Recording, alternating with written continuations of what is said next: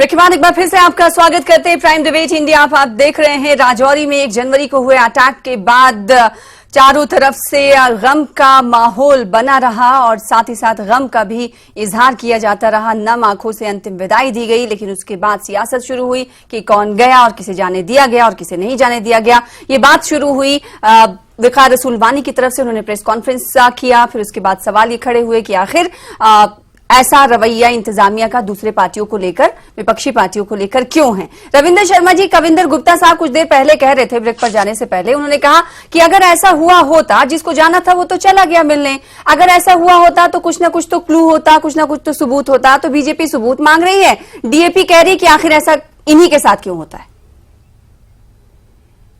देखिए, पहली बात तो यह है कि न्यूज 18 एक क्रेडिबल चैनल है, आपको खुद इन्वेस्टिगेट करना चाहिए।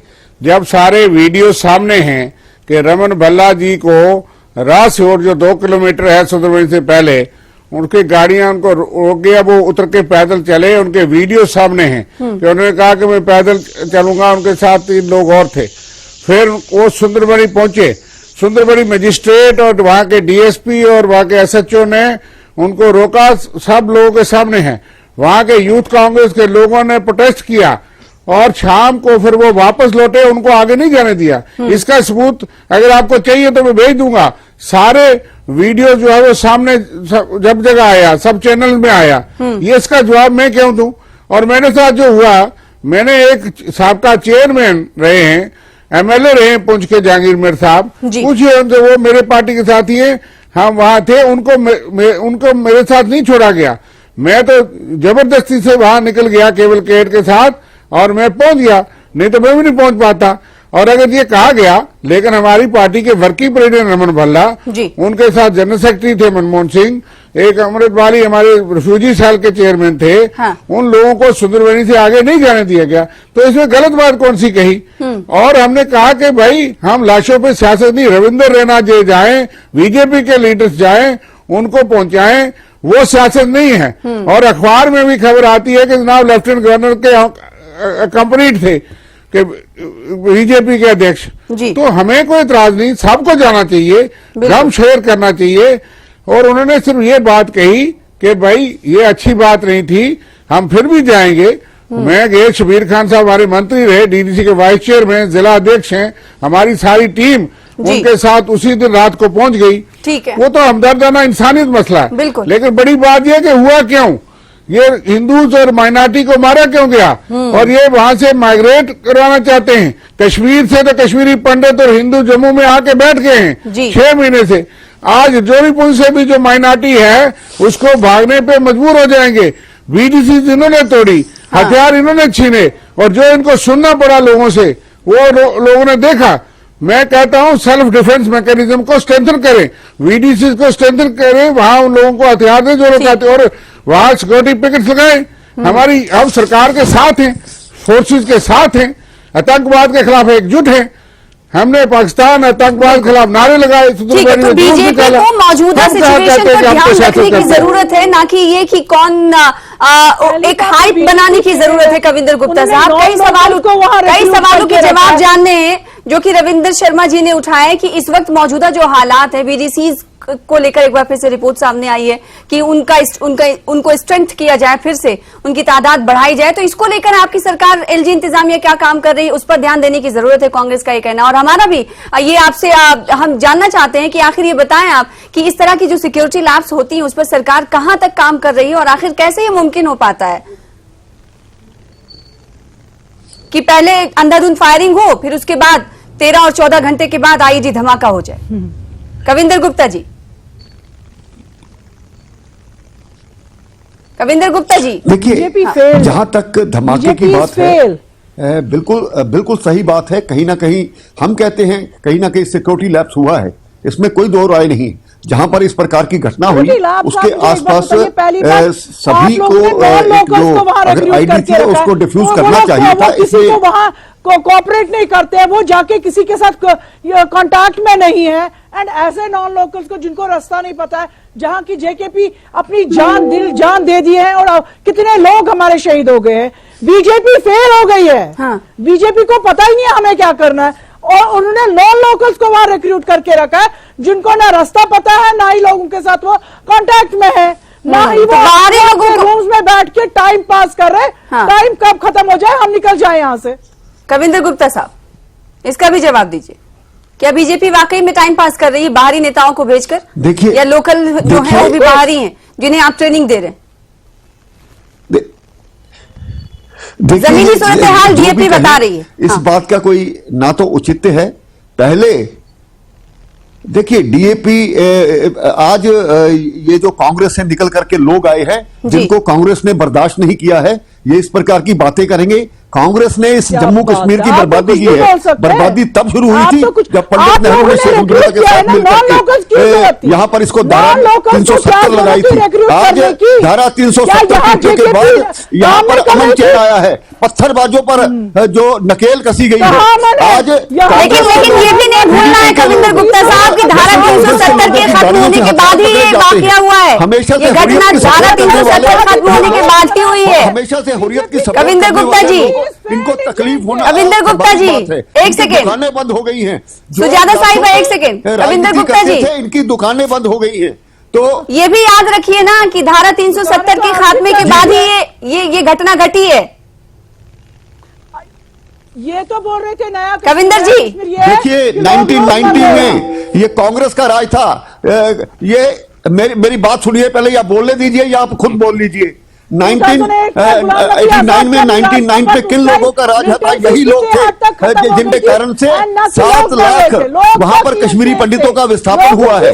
आज लोगों की सेफ्टी थी। अब लोग अगर यहाँ पर हालात पैदा हुए पूरे हिंदुस्तान में, मिलिटेंसी नहीं फैली। ये नेहरू, पंडित नेहरू ने ये जो अपनी फिर आप नेहरू पर चले गए सर। के साथ ये जो किया है, आज उसी का परिणाम हम भुगत रहे हैं। तो अभी तो आप है ना, आप तो तमाम चीजें अच्छी कर सकते हैं ना। माफी मांगे कविंदर गुप्ता साहब, के लोग गड़े मुर्दे मत उखाड़िए। कहते हैं पिछली बातों को भूल जाना चाहिए। मौजूदा स्थिति जो है ना, मैं ये जानते हैं हम कि पिछले का असर होता है, लेकिन मौजूदा हालात को बेहतर बनाने की जिम्मेदारी आप पर है। तो सवाल तो आप ही से होंगे।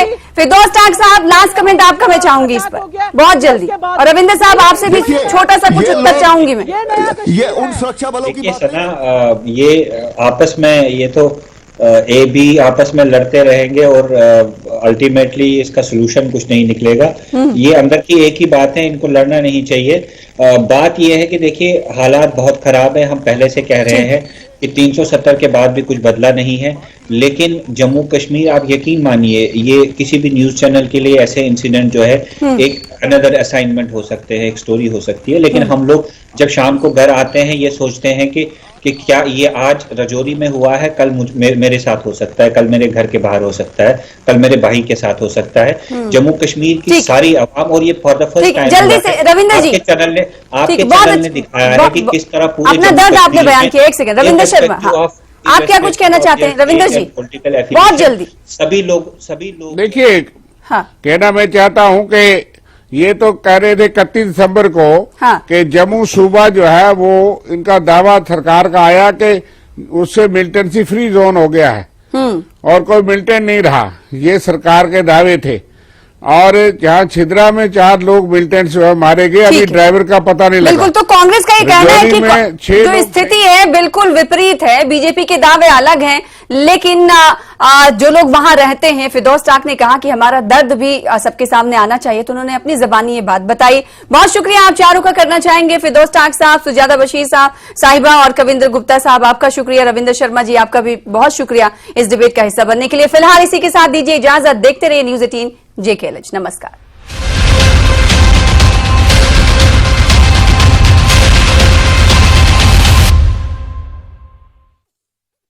15 lakh.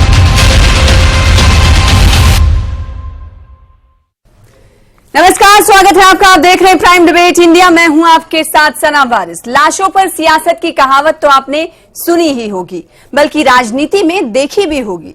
ये कहावत मौजूदा वक्त में जम्मू कश्मीर के सियासी हालात पर एकदम फिट बैठती है।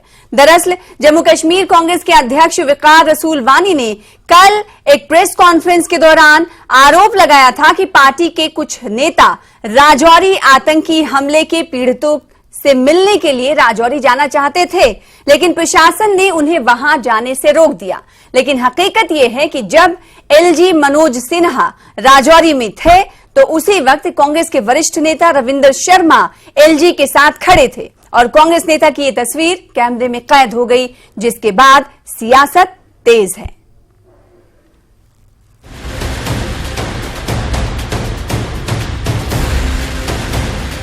हम जब जाते हैं तो हमारे लोगों को रोका जाता है, लेकिन हमारे लोगों को किलोमीटर दूर जो है रोका गया और वहां जाने नहीं दिया।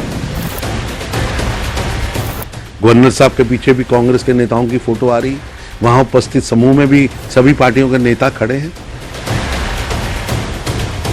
जो भी इस हमले में शामिल आतंकवादी है या जो भी उनका मददगार है, किसी को नहीं छोड़े।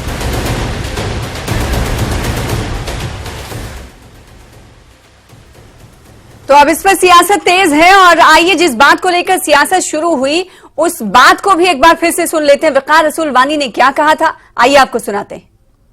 हमारे लोग, जब हम इंसानियत के लिहाज से हमारे लीडरशिप रमन भल्ला साहब और पूरी टीम, शबीर खान साहब, रविंदर शर्मा जी, सारे जब वहां जाते हैं इंसानियती तरज से, कोई पॉलिटिक्स नहीं थी उसमें, हम जब जाते हैं तो हमारे लोगों को रोका जाता है। हम जब जाते हैं तो हमारे लोगों को रोका जाता है। तो आज इसी मौजू पर हम बातचीत करने वाले हैं कि आतंकी हमले पर और लाश पर सियासत हो रही है। आखिर क्यों ये सियासत हो रही है? क्योंकि वकार रसूल वानी की रद्द-ए-अमल प्रतिक्रिया हमने आपको दिखाई और साथ ही साथ दो विंडो में आपने देखा कि 3 जनवरी और 2 जनवरी की ये बात हो रही है। 3 जनवरी को प्रेस कॉन्फ्रेंस किया जाता है और 2 जनवरी को रविंदर शर्मा जी मुलाकात भी करते हैं पीड़ितों से और ये तस्वीर कैमरे में कैद हो जाती है। तो फिर सवाल ये उठता है कि क्या जेकेपीसीसी अध्यक्ष अपनी ही पार्टी की सरगर्मियों पर नजर नहीं रखते? कई तरह के सवाल है जिनका जवाब जानने की हम कोशिश करेंगे। खास पैनल हमारे साथ होगा। आपसे कुछ देर बाद टीवी स्क्रीन पर खास मेहमानों को आप देखेंगे। सबसे पहले खास मेहमानों का चलिए तारुफ करा दें। हमारे दरमियान रविंदर शर्मा साहब, चीफ स्पोक्स पर्सन कांग्रेस के हैं, जिन के फोटो और तस्वीर को हमने मार्क करके दिखाया है और इनके नाम पर ही आप कहें तो गलत नहीं होगा कि सियासत भी कहीं ना कहीं तेज होती हुई नजर आ रही है। क्योंकि जब ये कहा गया कि कांग्रेस के नेताओं को जाने नहीं दिया गया, रोका गया, मिलने नहीं दिया गया पीड़ितों से, तो रविंदर शर्मा उस वक्त एलजी के हमरा ही कहें तो मौजूद थे। इसके अलावा खास मेहमान और हमारे साथ जुड़े हुए कविंदर गुप्ता साहब है, डिप्टी चीफ मिनिस्टर रह चुके हैं, आप सीनियर बीजेपी लीडर भी हैं, आपका स्वागत करते हैं। इसके अलावा एक और खास मेहमान आपको टीवी स्क्रीन पर नजर आ रहे हैं, फिरदौस टाक साहब जो कि स्पोक्स पर्सन हैं पीडीपी के, आपका भी वेलकम करते हैं। और इसके अलावा एक और खास मेहमान हमारे दरमियान मौजूद हैं, सुजादा बशीर साहिबा जो कि डीएपी की स्पोक्स पर्सन हैं, तर्जुमान है, प्रवक्ता हैं। आप सबका इस्तकबाल करते हैं, वेलकम करते हैं और रविंदर शर्मा जी आपका भी वेलकम करते हैं, स्वागत करते हैं, क्योंकि आप उन तस्वीरों में दिखे और उसके बाद 3 तारीख को प्रेस कॉन्फ्रेंस किया जेकेपीसीसी अध्यक्ष ने और ये कहा कि हमारे नेताओं को यानी कांग्रेस के नेताओं को पीड़ितों से मिलने नहीं दिया जा रहा है। तो क्या ये झूठ ना माना जाए वकार रसूल वानी का, या फिर ये हम कहें कि वकार रसूल वानी जो कि जेकेपीसीसी के अध्यक्ष हैं वो इतनी बड़ी बात कह देते हैं और उन्हें ही नहीं पता है कि उनके नेता कहां जा रहे हैं, किनसे मिल रहे हैं? रविंदर शर्मा, ये हकीकत है कि मैं वहां पहुंचा, लेकिन किस रुकावट से पहुंचा ये आपको शायद मालूम नहीं। मैं उस जिले का रहने वाला हूँ, पहली बात ये है। और मैंने सुंदरबनी में प्रोटेस्ट में भी भाग लिया जो ऑल पार्टी प्रेस था, ठीक है, जिसमें सारे लोग जो है वो शामिल थे। लेकिन मैं और चूंकि मैं वहां थे था और वहां पे कलर के मुकाम पे मुझे और जहांगीर मीर साहब जो हमारे एक्स चेयरमैन है लेजिस्लेटिव काउंसिल के, हमको 1 घंटा रोका गया और गवर्नर साहब का केवल के जो गाड़ियां आई जी, क्योंकि मैंने पूछा और उसके पीछे घुस करके मैं निकल गया। लेकिन जहांगीर मीर साहब को 6 बजे तक नहीं निकाला, वहां से आगे जाने दिया। और रमन भल्ला जी उनको सुंदरबनी से पहले रोका गया और उसके बाद फिर वो वहां सुंदरबनी पैदल पहुंचे और कुछ रास्ते से फिर उन्होंने सुंदरबनी डाक बंगले में उनको रोक दिया, उनके साथ हमारा डेलीगेशन था और वहां हमारे लोगों ने प्रोटेस्ट किया और मैं वहां शबीर खान साहब भी रजौरी में थे। हम लोग जो है वो कुछ लोग जो है वो जा करके हम पहुंचे बड़ी मुश्किल से और हमने जा करके वहां ये बात वो आखिरी वक्त पे आप पहुंचे कि उसमें जो है वो ये मैं आपको कहूं कि हमें रुकावट नहीं की गई, ये गलत बात है और हमारे बड़े नेताओं को रोका गया और ये कोई सच नहीं है क्या? रमन भल्ला जी वर्किंग प्रेसिडेंट हैं, यहाँ से और परिजनों के साथ आपकी ऑडियो रविंद्र शर्मा जी रिपीट हो रही है। आपने शायद यूट्यूब ऑन कर रखा है, तो आपसे रिक्वेस्ट है ईयरफोन आपने निकाल दिया इसलिए शायद रिपीट हो रही है। अगर ईयरफोन लगा के फिर बात करेंगे तो शायद सही तरीके से हम तक आवाज आ पाएगी और आप जो बात कर रहे हैं वो एकदम से तस्वीर साफ हो जाएगी जिसको लेकर अब बात हो रही है। उतारा, लेकिन मेरे कहने का मतलब ये है जी तब तक ठीक है दुश्वारी हो रही है, हम इस दुश्वारी को दूर कर लेंगे, उसके बाद मैं लौटूंगी, तफसील से जानना चाहूंगी। हालांकि शुरुआती तौर पर रविंद्र शर्मा ने कहा कि मैं तो वहां पहुंच गया था लेकिन पहुंचने में कितनी दिक्कतें हुई, दुश्वारियां हुई, इससे वो तमाम दर्शकों को वाकिफ कराना चाहते हैं। इस बीच दो खास मेहमान और पीडीपी और डीएपी के मौजूद हैं। मैं चाहूंगी क्योंकि डीएपी की तरफ से भी प्रोटेस्ट किया गया था, कैंडल मार्च किया था, कैंडल लेकर प्रोटेस्ट किया गया, तो डीएपी को क्या इस हवाले से कोई परेशानी हुई या नहीं हुई? सुजाता बशीर साहिबा, आप क्या कहेंगी? क्या प्रशासन की तरफ से कोई रोक, पीड़ितों से मिलने से रोक या फिर प्रोटेस्ट करने से रोक, विरोध जताने से रोका गया आप लोगों को? नहीं, हमारी जो टीम है वो जीएमसी पहुंची, उनको कहीं किसी ने नहीं रोका। ये हमारी टीम छोड़िए, जो बाकी पार्टी पर्सन्स है, जो बाकी पार्टीज के लोग हैं, उनको किसी को नहीं रोका।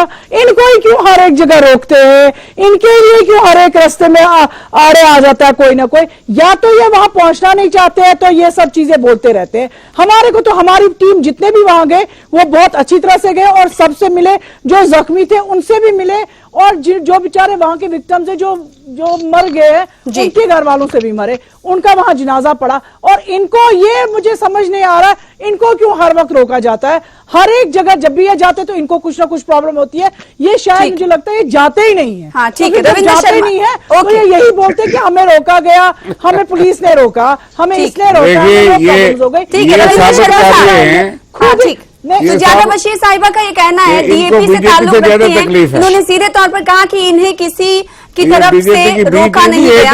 रविंद्र शर्मा साहब, आपके साथ क्या हुआ? एक सेकंड, हमारे सुजाता साहिबा, सुजाता जी आपने अपनी बात रखी ना, एक सेकंड प्लीज, एक सेकंड, आपने अपनी बात रखी। रविंद्र जी, सुजाता जो कि डीएपी से ताल्लुक रखती हैं, इन्होंने सीधे तौर पर कहा कि आखिर कांग्रेस नेताओं को कोई क्यों रोका जाता है। साथ ही ये बताइएगा कि आपके साथ दुश्वारी क्या हुई थी? आपने कहा कि रमन भल्ला को जाने नहीं दिया, आपको 1 घंटा रोके रखा गया और इसके अलावा एक और नाम आपने लिया, आपने बताया कि केलर में जहांगीर साहब को 6 बजे तक रोके रखा गया। बताइएगा जरा उस वक्त हुआ क्या था? देखिए, मैंने हकीकत बताई मैंने आपको कि मैं सुंदरबनी में था। सुंदरबनी में हमने ऑल पार्टी प्रोटेस्ट किया और व्यापार मंडल और वहाँ की सोशल संस्थाएं, हम सब ने मिलके वहाँ प्रोटेस्ट रैली निकाली और वहाँ उसके बाद मैं वहाँ से निकला, लेकिन कल्लर के पास जहांगीर मीर साहब जो जम्मू से भी आए, हमारे चेयरमैन रहे, पुंछ के रहने वाले हैं, वो भी वहाँ जाना चाहते थे, लेकिन वहाँ पे हमको 1 घंटा रोक लिया गया और कहा गया कि वापस चले जाओ। अच्छा, मैं वहाँ डटा रहा। भी रोका गया था? शबीर खान साहब रजौरी, सुनिए, बिल्कुल कलर में उन्होंने कहा कि आगे जो है वो कोई इजाजत नहीं है, हमको ऊपर से ऑर्डर हैं। ठीक है। और वहाँ बाकी लोग भी रोके थे, लेकिन मैंने कहा भाई मुझे वहाँ पहुँचना है। हाँ। लेकिन वो उन्होंने आगे नहीं जाने दिया। फिर 1 घंटे के बाद एक गवर्नर साहब का कैवलकेड आया और उसके पीछे मैं जबरदस्ती आगे चला। मैंने कहा कि रोकना तो रोक लीजिए। फिर वो केबल केट क्योंकि वहां खलल पड़नी थी और मैंने कहा मुझे ज्यादा अरेस्ट कर लो। और जब मैं उसके गया और वहां जाकर के शबीर खान साहब और हम फिर वहां पहुंचे गवर्नर साहब के दस, नहीं तो मैं सुबह 11 बजे से निकला था और 4 बजे जाके डांगरी पहुंचा, नहीं तो मैं 1 बजे वहां होना चाहिए था। इसलिए और ये सारे लोगों ने देखा। सदर में प्रोटेस्ट हुआ जब रमन भल्ला, इस तस्वीर का दूसरा पहलू भी सामने आ चुका है। रविंदर शर्मा जी जो कि तस्वीर में नजर आ रहे हैं, जिसके बाद सियासत तेज हो गई थी। फिरदौस टाक साहब भी हमारे दरमियान मौजूद है। मैंने कहा था, मैं कबूल कर रहा हूँ कि मैं वहां पहुंचा। हाँ ठीक है, मैंने कहा ना आपसे, मैंने बताया, दर्शकों ने सुना। हमारे लोगों ने प्रोटेस्ट किया। ठीक है, प्रोटेस्ट भी किया, दुश्वारी भी हुई, केलर में रोका गया और बड़े ही जबरदस्ती के साथ वो आगे बढ़े। जब कॉन्वॉय आया एलजी साहब का, फिर उसके साथ उनके पीछे रविंदर शर्मा जी का कहना है कि बड़ी मुसीबतों से वो वहां पर पहुंचे। मेरा सवाल आपसे ये है कि पीडीपी ने क्या वहां जाने की कोशिश की? अगर पीडीपी जाने की कोशिश करती हुई दिखी तो क्या उन्हें भी रोकथाम प्रशासन की तरफ से हुई? देखिए सना, मुझे लगता है कि ये बहुत अनफॉर्चुनेट बात है कि आज हम ये डिबेट कर रहे हैं कि कौन वहां पे जा पाया और कौन नहीं जा पाया। मैं बहुत ही अफसोस के साथ ये कह रहा हूं कि आज जहां पे ये इतना बड़ा सान्हा जम्मू कश्मीर में हुआ है, जहां पे हर घर इस वक्त मातम मना रहा है, इस वक्त अगर टीवी चैनल पे डिबेट होनी चाहिए थी तो वो ये होनी चाहिए थी कि पिछले 5 सालों में जम्मू कश्मीर में क्या बदला, और आज डिबेट ये होनी चाहिए थी कि इतना बड़ा साहब आप मतलब नहीं समझ पाए, लाशों पर सियासत आखिर क्यों हो रही है? यही तो हम बात कर रहे हैं कि आखिर क्यों ये कहा जा रहा है कि हमें जाने से रोका गया। आखिर ये क्यों नहीं कहा जा रहा कि पीड़ितों से वो मिले और उन्होंने उन्हें सांत्वना दी? यही तो सवाल है। और आखिर ऐसे हमले बार बार क्यों हो रहे हैं? आखिर रोकथाम इसकी क्यों नहीं हो पा रही? एक तरफ कहा यह जा रहा है कि बहुत हद तक मिलिटेंसी और इन तमाम चीजों पर रोकथाम लगाई जा चुकी, लेकिन उसके बावजूद भी ये हमले रुक नहीं रहे हैं। तो बात तो इस पर भी हो रही है ना। सवाल ये उठ रहा है कि आखिर लाशों पर सियासत क्यों, जब तस्वीर में कोई दिख रहा है और फिर उसके बाद ये कहा जा रहा है कि उन्हें जाने में दुश्वारी हुई, तो ये पहलू भी तो दिखाना है ना। वकार रसूल वानी साहब ने तो कह दिया कि उन्हें जाने से रोका गया। बीजेपी ये लगातार कह रही है, फिरदौस टाक साहब, कि कांग्रेस के जो इल्जाम हैं वो सही नहीं है, तो इसको भी तो दिखाना है लोगों को। रविंदर शर्मा जी ने तो साफ कर दिया कि उन्हें 1 घंटे तक रोका गया, तो ये पहलू भी तो दिखाना है ना। अब सुन लीजिए हमारी बात। आपकी बात में कहना चाहती हूँ, क्या पीडीपी पहुंची थी या नहीं पहुंची थी?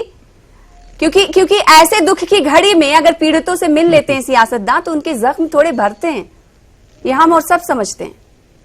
सना जी, आप इस प्रोग्राम के आधे घंटे में से 20 मिनट बोल चुकी हैं, हमें कंप्लीट ठीक है, बोलिए। हाँ। तो फिर मैं ये कह रहा था कि आज हमारा डिबेट ये होना चाहिए था कि इतना बड़ा सिक्योरिटी लैब्स बॉर्डर डांगरी, अपर डांगरी से बहुत दूर है, वहां से आर्म मिलिटेंट आते हैं, आर्मी यूनिफॉर्म में पहुंचते हैं, शहर के ऑलमोस्ट बीचों बीच पहुंच के इतना बड़ा कांड होता है, वो चले जाते हैं। उसके बाद नेक्स्ट डे इतना बड़ा सिक्योरिटी ब्रीच होता है कि वहां पे एक आईडी प्लांट की जाती है, उस आईडी प्लांट में फ्रेश कैजुअलिटीज होती हैं। तो क्या इन 2 दिनों में जो सर्च ऑपरेशन हुआ, कोई हमें वहां पे लीड मिली, कोई कामयाबी मिली, नहीं मिली? और जो सिक्योरिटी लैब्स हुआ, जो सिक्योरिटी ब्रीच हुआ, उसके जिम्मेदारान जो वहां पे थे, क्या उनके खिलाफ कोई कार्रवाई की गई? और जो हमदर्दी हम जताना चाहते हैं इन विक्टिम्स के खिलाफ, इन विक्टिम्स के लिए, तो मुझे लगता है कि ये जब तक हम वो लोग इस वक्त पावर में हैं, जो इस वक्त डिसीजन लेने के काबिल है, जब तक हम उनसे सवाल पूछना शुरू ना करें, तो तब तक मुझे लगता है जम्मू कश्मीर के लिए हम कुछ भी नहीं कर पा रहे। आपने सवाल उठाया तो मैं आपको जवाब एक लफ्ज में, एक सेंटेंस में देना चाहती हूँ कि 2 दिन से न्यूज 18 जम्मू कश्मीर लद्दाख ये सवाल लगातार पूछ रहा है एलजी इंतजामिया से कि आखिर सिक्योरिटी लैब्स क्यों हुआ। अब सवाल ये उठता है कि लाशों पर सियासत हो रही है, तो उस पर भी हम बातचीत करेंगे ना, तमाम चीजों पर बातचीत करेंगे, हर चीज को शामिल करेंगे। एक सेकंड, फिरदौस टाक साहब, सीधे तौर पर सवाल आपसे ये था कि आप लोग गए थे मिलने की नहीं गए थे, या फिर सिर्फ निंदा कर देना ही काफी है? आप लगातार सवाल पूछ रहे हैं, तो क्या आप मुलाकात करने भी गए या नहीं गए? अगर एक नेशनल पॉलिटिकल पार्टी के स्टेट लीडर ये कहते हैं कि उन्हें नहीं जाने दिया गया, तो इसे सियासत की तरह आप क्यों देख रहे हैं? उनकी आप ये भी तो कहें कि एक सियासी जमात को हमदर्दी है, वो जाना चाहते हैं, विक्टिम से मिलना चाहते हैं, वो नहीं जा पाए, इसके लिए आपको बीजेपी और बीजेपी के सवाल क्यों नहीं जाने दे रहे हैं? एक सेकंड सर, आप तो जानबूझकर लग रहा है समझना नहीं चाह रहे हैं। रविंदर शर्मा जी को क्यों बुलाया गया यहाँ पर? रविंदर शर्मा जी को इसलिए बुलाया गया कि आखिर उनके साथ क्या हुआ था वो बताएं। तो वो पहलू वो में तो सामने कह आ रहे चुका है ना। हैं। अब आप तो ये कविंदर सवाल गुप्ता साहब बीजेपी से मैं से इसी का पूछिए ना। जवाब लेना चाहूंगी। अब ये कविंदर सवाल साहब बीजेपी से एक पूछिए सेकंड, ना, फिरदौस तो टाक क्यों साहब, एक निकाल सेकंड, दिया? मैं क्या पूछूंगी मुझे मालूम है, एक सेकंड पहले तो इस आप सवाल का पूछिए जवाब ना, आ जाने आपको ये दीजिए। सवाल कविंदर बीजेपी से साहब, पूछना है कि वो क्यों कविंदर नहीं साहब, जाने फिरदौस दिया? टाक साहब का ऑडियो डाउन करिए। कविंदर साहब, आपसे मेरा ये सवाल है, बीजेपी एक तस्वीर को लेकर हमलावर थी। जी। रविंदर शर्मा जिनकी तस्वीर को लेकर आप लोग बहुत बयानबाजी आज किए, चारों तरफ से निर्मल सिंह, कविंद्र गुप्ता साहब, आपका भी बयान सामने आया, तरुण चुग साहब ने भी कहा। अब रविंदर शर्मा हमारे दरमियान मौजूद हैं, उन्होंने बताया कि क्या परेशानी, उन्होंने दुश्वारियां उन्हें आई, प्रशासन की तरफ से रोका गया, केलर में रोका गया, रमन भल्ला को रोका गया, साथ ही साथ उन्होंने जहांगीर साहब का नाम लिया, जहांगीर मीर को भी रोका गया। वो तो 6 बजे तक वहां पर रुके गए, रोके रहे, वहां पर प्रशासन की तरफ से रोके रखा गया उन्हें।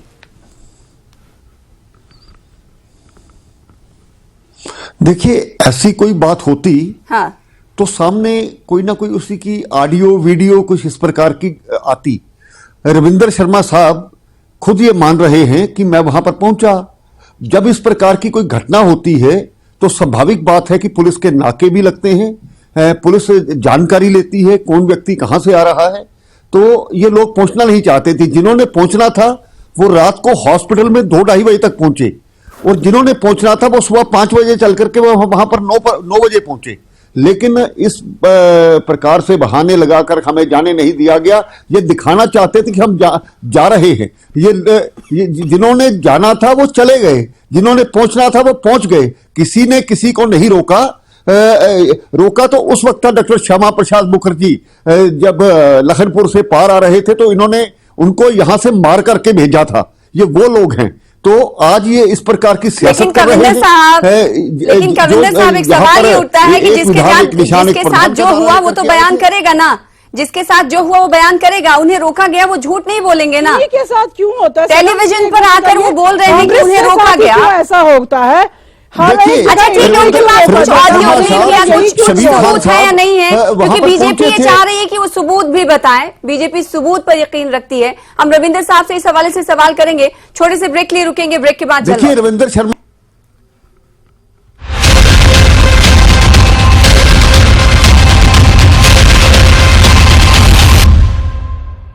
Reporters